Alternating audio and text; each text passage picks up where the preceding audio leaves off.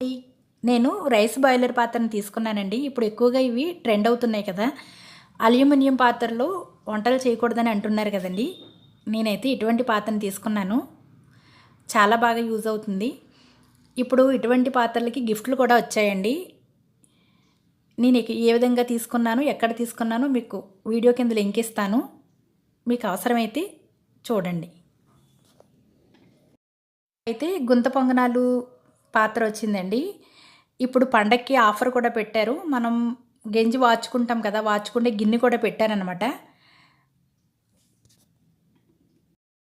మనం గెంజి వచ్చేటప్పుడు చేతుల మీద ఒలిగిపోకుండా ఉండడం కోసం పాత్రని ఈ విధంగా క్లోజ్ చేసేసి గెంజి వార్చుకుంటే చాలా బావుంటుందండి. మనకు సింపుల్‌గా కూడా అయిపోతుందనమాట. నేనైతే కేజీ రైస్ పట్టే గిన్నెని తీసుకున్నాను. మీకు క్వాంటిటీని పెంచుకోవచ్చు, తగ్గించుకోవచ్చు. పాత్రలైతే చాలా బాగున్నాయి. మంచి గిఫ్ట్‌లు కూడా ఉన్నాయి. మీరు కూడా ఓసారి